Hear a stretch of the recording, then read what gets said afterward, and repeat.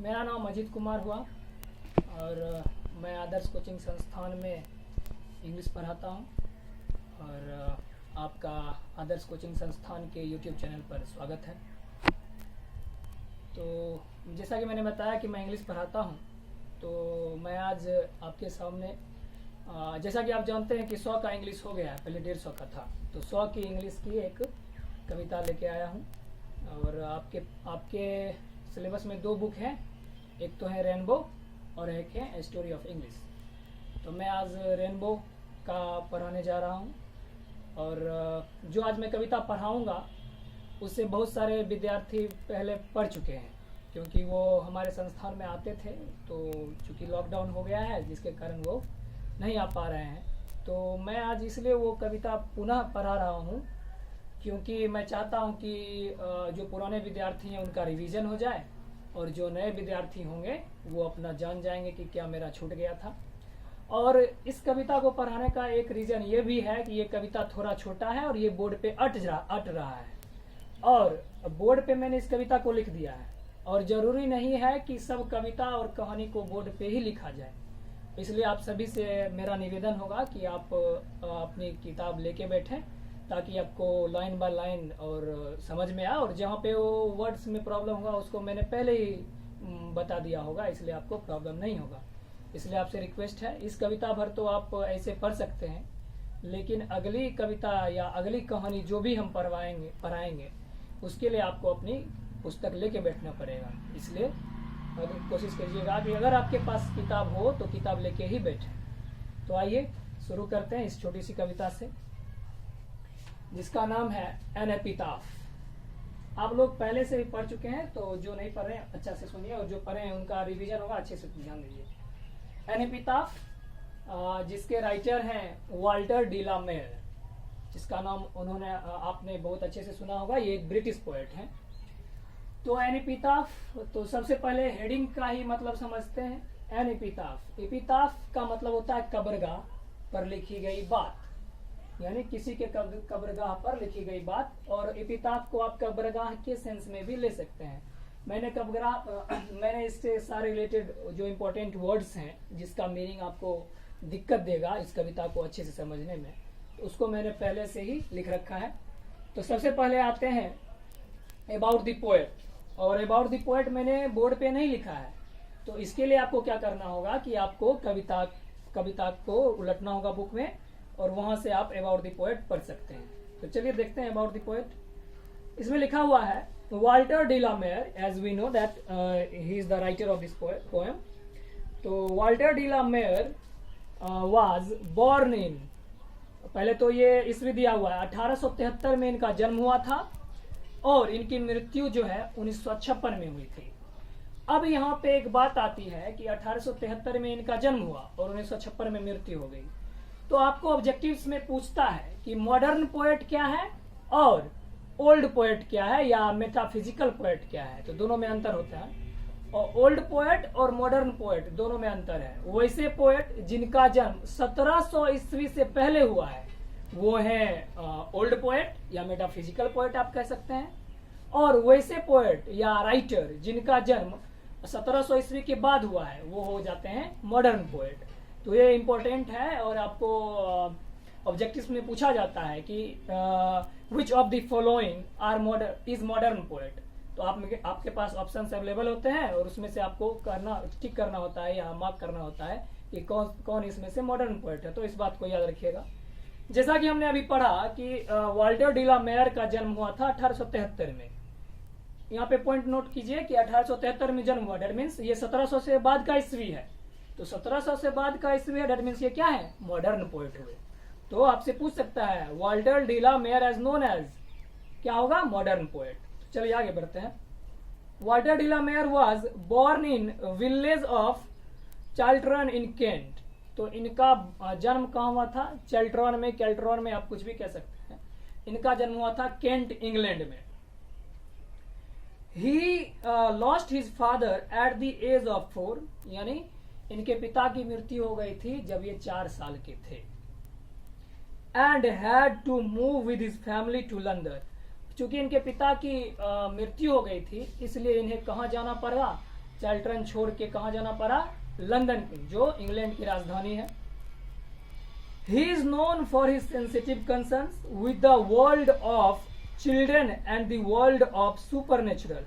यानी ये जो है एक बहुत ही संवेदनशील, मतलब अच्छे, संवेदनशील मतलब है गहरा, तो संवेदनशील पोएट है। किस चीज के, तो वे बच्चों के पोएट के लिए, और सुपरनेचुरल मतलब अलौकिक यानी प्राकृतिक चीजों से रिलेटेड और बच्चों से रिलेटेड रचनाओं के लिए ये जाने जाते हैं। तो यहाँ पे एक ऑब्जेक्टिव बनता है कि Walter de la Mare is known as, तो क्या होगा, चिल्ड्रंस पोएट और सुपर नेचुरल पोएट। मैं ऑब्जेक्टिव भी कराऊंगा, इसके लिए आप चिंता ना करें, अभी मैं सिर्फ बता दे रहा हूं ताकि आप लोग ध्यान से पढ़ें इसको। आगे देखिए है his songs of for children, बहुत इंपॉर्टेंट पॉइंट है, आप लोग बुक में देखिएगा। His songs for children and peacock pi depict world of dreams, यानी इनके जो है दो रचनाएं, पहला तो है चिल्ड्रंस सॉन्ग्स फॉर चिल्ड्रन और दूसरा पीकॉक पाई, दोनों जो है बहुत ही प्रसिद्ध हुआ है, विश्व प्रसिद्ध हुआ था ये दोनों रचनाएं। और आपसे ऑब्जेक्टिव में पूछ सकता है कि सॉन्ग्स फॉर चिल्ड्रन किन्होंने लिखा है, तो क्या होगा, वाल्टर डी ला मेयर। उसी प्रकार होगा कि पीकॉक पाई किसने लिखा है, तो वाल्टर डी ला मेयर। आगे देखिए, but even these songs there is a note of melancholy, melancholy मतलब होता है उदासी, दुख भरी। The poet makes us aware of the inhuman conditions of modern life. उन्होंने एक वो मेलांचोली मतलब वो दुख भरी चीजें, वैसी चीजें जो अनह्यूमन है, मतलब जिस पर जो अमानवीय घटना है, जिस पर आदमी उतना फोकस नहीं करते हैं राइटर और पोएट, ये उससे भी रिलेटेड रचनाएं लिखते थे। ही शोज हिज जीनियस बाय इविंसिंग, उन्होंने अपनी प्रतिभा इन सभी रचनाओं के माध्यम से दिखाया। Fresh interest in old themes, यानी ये पुराने चीजों से, यानी जो पुरानी चीजें जो आजकल के पोएट नहीं लिखते थे, मतलब उनके समय के पोएट नहीं लिखते थे, वो उन पर ज्यादा प्रकाशित हुए। क्वीन एलिजाबेथ, जिसके कारण इन सभी रचनाओं और प्रसिद्धियों के कारण क्वीन एलिजाबेथ सेकेंड ने उन्हें ऑनर्ड किया, किससे, with the order of merit, यानी उन्हें कौन सा अवार्ड दिया क्वीन एलिजाबेथ सेकेंड ने, ऑर्डर ऑफ मेरिट अवार्ड। कब दिया, 1953 में। तो ये था आपका अबाउट द पोएट, इसमें बहुत सारे ऑब्जेक्टिव्स बने, और चूंकि अबाउट द पोएट मैंने बोर्ड पे नहीं लिखा था, इसलिए मैंने बुक से देख के पढ़ाया ताकि आप लोग को इजी हो। तो इसमें 2-4 ऑब्जेक्टिव बने। पहला ये कि उनका जन्म कब हुआ था, 1873 में। कब मरे, 1956 में। चूंकि 1873 में जन्म हुआ, जो 1700 के बाद है, इसलिए वो क्या हो गए, मॉडर्न पोएट हो गए।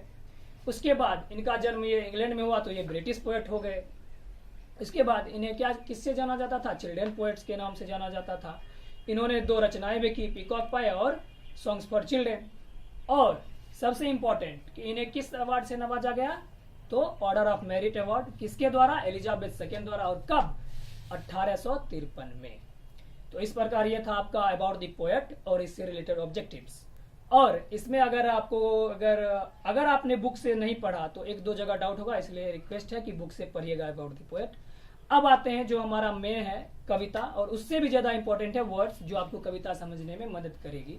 तो चलिए सबसे पहले देखते हैं वर्ड्स। पहला ही वर्ड मैंने लिखा है यहाँ पे, देखिएगा ध्यान से, इपिटैफ। मैं स्पेलिंग कर दे रहा हूँ, EPITAPH। इपिटैफ मीन्स होता है कब्रगाह पर लिखी गई बात। मैंने यहाँ पे शॉर्ट में सिर्फ कब्रगाह लिखा है, तो इपिटैफ मतलब होता है कब्रगाह पर लिखी गई बात। नेक्स्ट है मेलांचोली, जिसका मैंने आपको पहले ही बता चुका है मीनिंग, उदासी या दुख। नेक्स्ट वर्ड है जीनियस। जीनियस मीन्स होता है प्रतिभा। उसके बाद है थेम्स। थेम्स मीन्स होता है विषयों। उसके बाद है लाइट ऑफ स्टेप्स। ये वर्ड बहुत इंपॉर्टेंट है, जो आपके पोएम में आएगा, ध्यान से देखिए।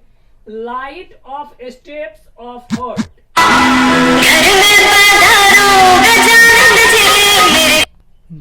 Light of steps of heart, इसका मतलब होता है स्वच्छंद विचरण करने वाला या वाले। उसके बाद है क्रम्बल, जिसका मतलब होता है मर जाना। उसके बाद है super natural. Super natural means होता है अलौकिक शक्ति या प्राकृतिक शक्ति। यहाँ पे नंबरिंग थोड़ा रॉन्ग है, वो आप अपने हिसाब से सही कर लीजिएगा, मैंने ऐसे ही नंबरिंग कर दिया है। तो ये थे आपके वर्ड्स। जिसको आप ध्यान से देखिए ताकि आपको कविता में हेल्प होगा। अब आते हैं कविता पर।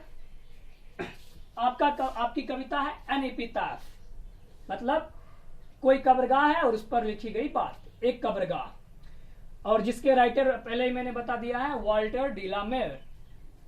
तो आते हैं कविता की पहली पंक्ति पर। कहता है here lies a most beautiful lady, here lies a most beautiful lady. अब देखिए कुछ लोग कहेंगे कि सर यहाँ पे मोस्ट के पहले ए लगा है, तो ए देखिए मोस्ट तो है सुपरलेटिव डिग्री जिसके पहले दी आना चाहिए, लेकिन पोएट और जो राइटर होते हैं वो अपने हिसाब से कुछ अलग से भी कुछ करते हैं, इसलिए आप उन पर कुछ नहीं कर सकते। तो यहाँ पे ए मोस्ट ब्यूटीफुल लेडी है, तो ये बाद में पोएट इन्होंने द मोस्ट ब्यूटीफुल लेडी भी लिखा है, ठीक है। तो ए मोस्ट ब्यूटीफुल लेडी है क्योंकि उन्होंने इसका एक बार प्रयोग किया है, या उन्होंने बताया है कि बहुत सारे सुंदर महिलाओं में से एक, यानी सुंदरतम महिलाओं में से एक, इसलिए उन्होंने मोस्ट के पहले ए लगाया है। तो चलिए फिर से देखते हैं इस लाइन को। Here lies a most beautiful lady, इस कब्रगाह पर, मतलब कहीं पे वो कब्रगाह है और वहां पे पोएट जाते हैं और बोलते हैं उस कब्रगाह पर बैठकर कि इस कब्रगाह में एक बहुत ही सुंदर महिला, यानी सुंदरतम, विश्व के सुंदरतम महिलाओं में से एक रह रही है, सो रही है। लाइज मीन्स होता है रहना या सोना।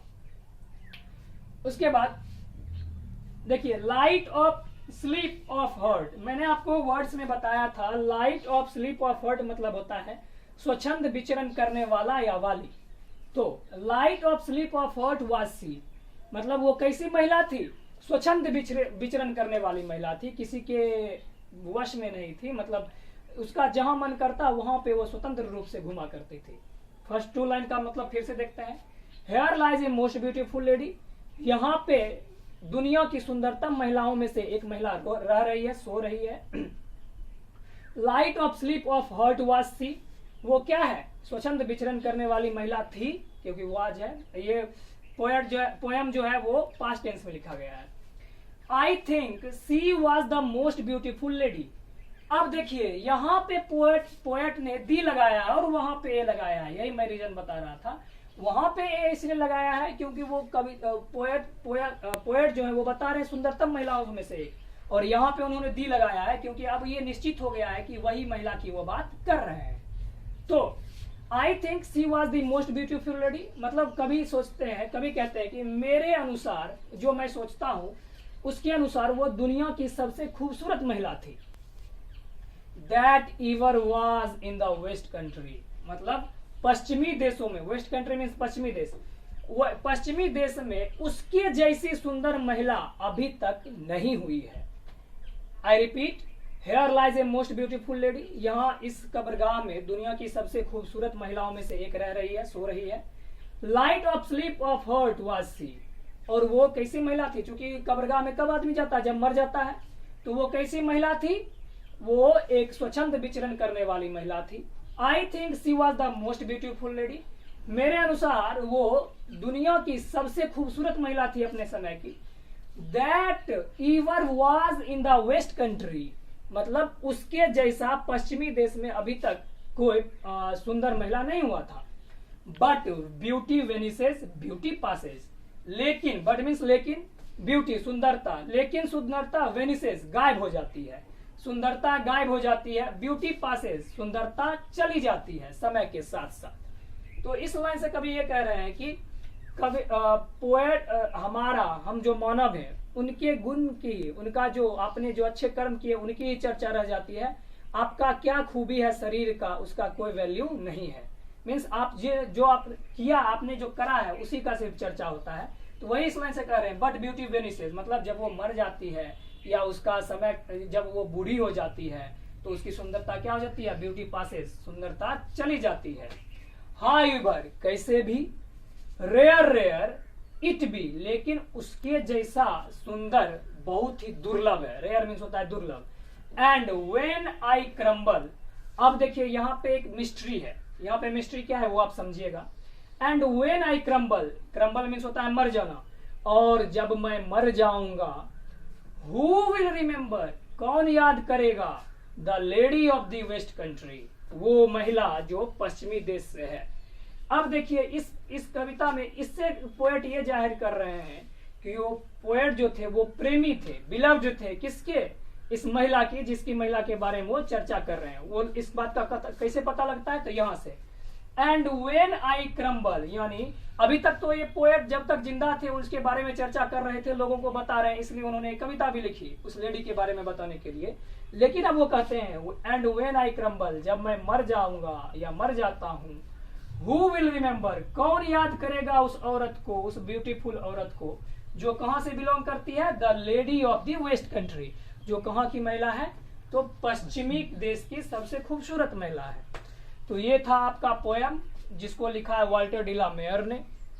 आई होप कि आप सबको पोयम समझ में आया होगा, और अगर आपको समझ में आया है तो कृपया इस चैनल को सब्सक्राइब करें और ज़्यादा से ज़्यादा शेयर करें।